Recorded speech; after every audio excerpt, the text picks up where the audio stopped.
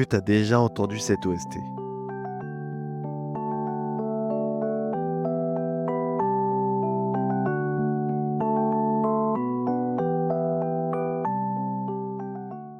On est d'accord, c'est littéralement un chef-d'œuvre. Ça représente vraiment bien cet animé en lui-même. Mais du coup, pour vous, qu'est-ce qui fait qu'un animé devient un chef-d'œuvre ou un des meilleurs? Est-ce que c'est plutôt les combats, l'histoire, les personnages ou c'est littéralement un ensemble? Prenez en exemple les plus grands animés de l'histoire comme Naruto, One Piece ou Bleach. C'est ce qu'on appelle le Big Three. C'est des animés où tout au long de l'histoire, il y a vraiment un respect des principes et des valeurs. Le protagoniste, il reste fidèle à lui-même et finalement, il reste simple. Mais pourtant, c'est tout l'inverse du protagoniste de Parasite, Shinichi Izumi.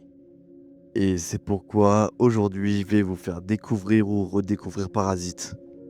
Des parasites extraterrestres envahissent le Japon. Ils s'infiltrent dans le corps des humains en se glissant par les oreilles ou le nez pour prendre le contrôle du cerveau. Mais un d'eux échoue. Il tente d'entrer par l'oreille de Shinichi Izumi, un lycéen assez timide, mais celui-ci dormait avec des écouteurs. Le petit parasite finit par s'introduire dans sa main droite, mais n'atteint jamais le cerveau. Il reste littéralement bloqué dans son bras. Shinichi se réveille et découvre rapidement que sa main droite est vivante. Elle est autonome et douée de parole. Il explique qu'il a pris la possession de ce qu'il pouvait, mais qu'ils sont maintenant liés pour survivre. Le parasite s'appelle Migi, qui veut également dire droite en japonais, en référence à la main parasitée. Mais peu à peu, Shinichi commence à réaliser les conséquences de cette fusion. Migi peut se transformer, parler, analyser. Il est intelligent, froid et purement logique. Un peu plus tard, on peut apercevoir un autre parasite qui a pris le contrôle complet d'un humain et qui décide d'attaquer Shinichi. Pendant ce temps-là, Migi le combat et réussit à le tuer en se métamorphosant en lame tranchante.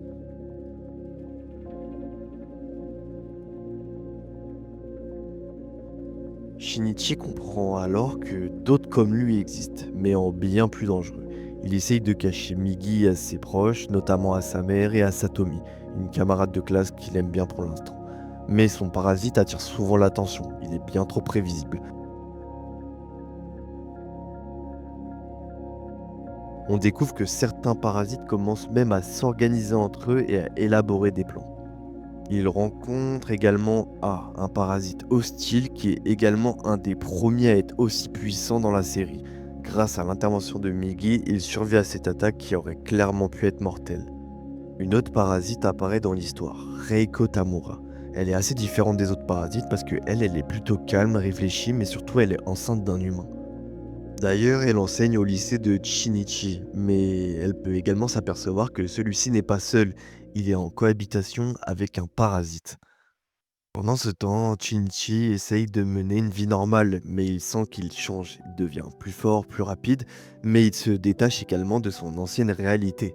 Il y a également l'introduction de Kana, une humaine capable de détecter les parasites, elle aura un rôle dramatique, mais on en reparle un peu plus tard.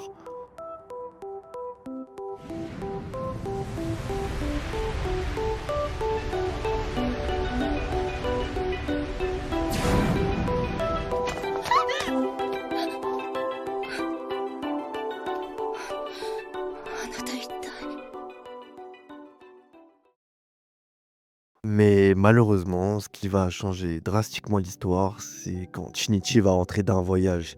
Il va découvrir l'horreur quand il va s'apercevoir que sa mère a été tuée par un parasite.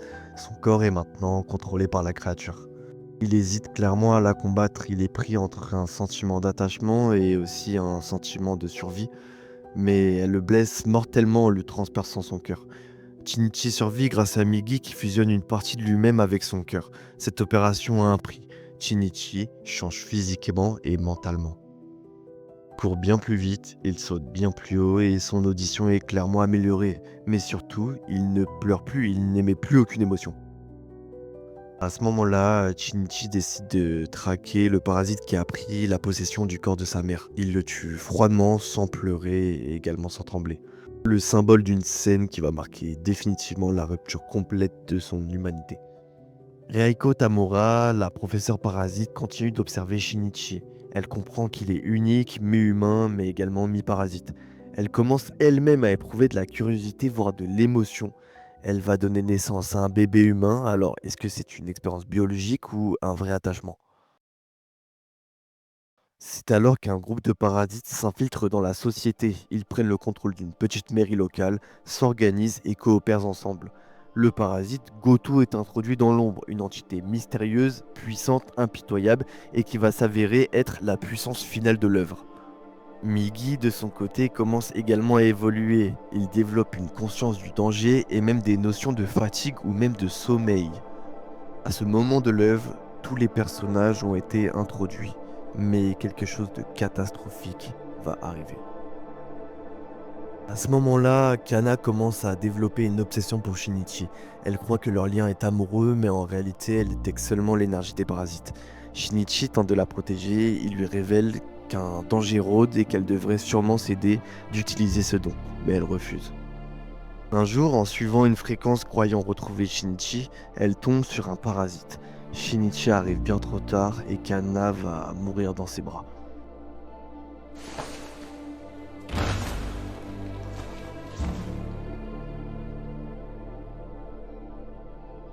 C'est la première fois depuis très longtemps qu'il ressent une émotion et celle-ci est vraie.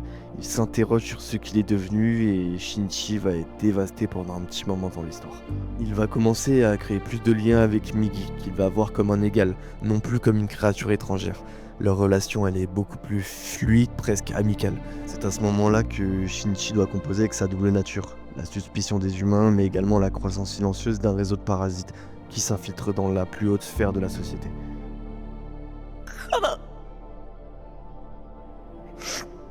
Reiko Tamura, qui pour l'heure a atteint sa transformation majeure, elle qui observait tout depuis le début, est devenue maintenant mère. Elle ressent un attachement réel envers son enfant alors que celui-ci est humain. Quand des agents du gouvernement la traquent, elle protège son bébé au péril de sa vie. C'est à ce moment-là qu'une des scènes les plus poignantes de l'anime arrive, et je vous laisse la visionner. しかしそれでも今日また一つ疑問の答えが出た。新一、この子供結局使わなかった。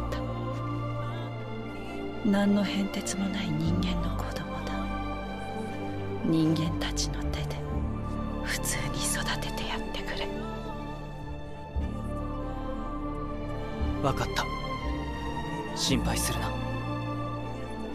りがとう。ありがとう。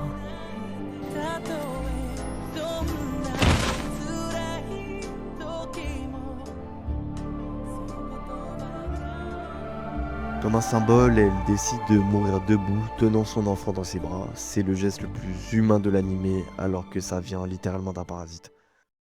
Le gouvernement décide de lancer une opération militaire pour exterminer les parasites infiltrés dans la mairie. Shinichi est embarqué dans cette mission d'assaut. Les combats sont sanglants, les parasites sont puissants, organisés, mais également mortels.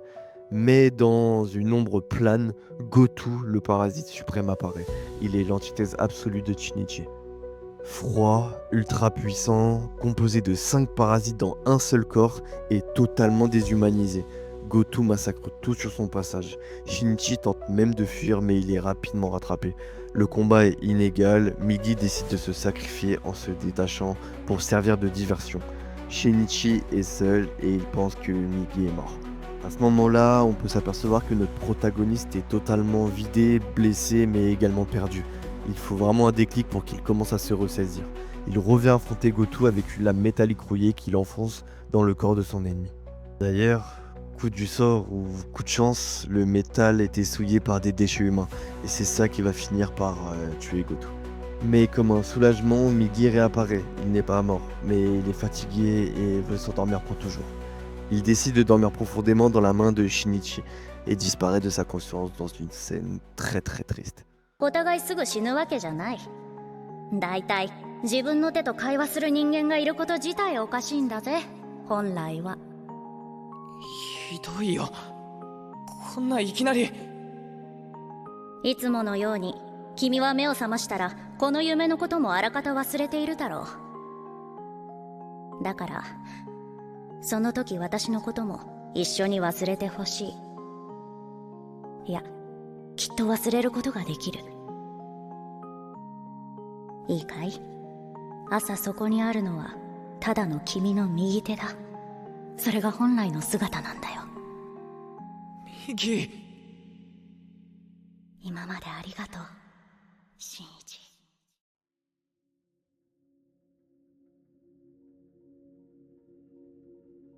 Et dans la dernière scène de l'animé, un ancien parasite tente de tuer Satomi. Shinichi le repousse, mais ce n'est pas Migi qui le sauve cette fois. C'est lui-même. Il se rend compte qu'il n'a plus besoin d'un parasite pour survivre et qu'il a juste besoin de courage.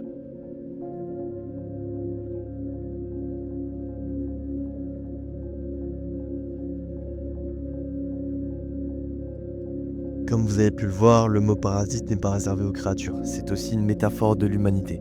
Quand Migi dit « nous ne faisons que survivre », on comprend que les parasites en fait, ils sont pas plus cruels que les humains, seulement ils sont plus honnêtes sur leur instinct. D'ailleurs, je sais pas si vous avez remarqué au début de l'œuvre, mais Shinichi se regarde très souvent dans le miroir, mais au fur et à mesure, il cesse de se reconnaître et de se regarder. C'est une symbolique de la perte de son humanité, plus il fusionne avec Migi, et plus il perd ses repères émotionnels. Le changement de ses pupilles, son regard est beaucoup plus froid et tout est là depuis les premiers épisodes et on s'en rend compte juste à la fin. D'ailleurs, si vous avez remarqué, tout au long de la série, Shinichi tue très souvent des parasites, mais après chaque affrontement, ses mains restent totalement propres, pas de dégratinure et pas de sang. Mais dans la dernière scène de l'animé, quand il doit sauver sa bien-aimée, le parasite lui plante une arme blanche dans le bras, ce qui a fait totalement couler du sang sur ses mains. C'est une simple signification qui prouve que Migi n'est bien plus présent et qu'il a bel et bien disparu. En fait, Parasite, c'est même pas une histoire de monstre, c'est même pas une histoire de guerre entre espèces, c'est simplement un miroir, un reflet tordu mais honnête de ce que nous sommes. Les parasites, eux, ne prétendent rien, ils survivent, ils tuent parce qu'ils en ont besoin, ils apprennent et évoluent. Mais pourquoi l'homme tue? L'homme tue par peur, par orgueil, et à la fin il ose appeler ça la justice. Shinichi commence comme un adolescent fragile, il est plein d'empathie, plein de principes, et puis d'un coup tout s'effondre. Sa mère décède, son cœur s'éteint, et petit à petit il devient froid. Mais ce qu'il découvre, ce n'est pas la force, ce n'est pas non plus le pouvoir, c'est littéralement le poids de son existence, le doute, la solitude et la responsabilité. Peut-être qu'on n'est pas fait pour être pur dans ce monde, peut-être que les animaux nous voient également comme des parasites, mais pour moi, la leçon à tirer de cet animé, c'est celle-là. Ce n'est pas ton origine qui te définit, c'est ce que tu vas choisir de devenir.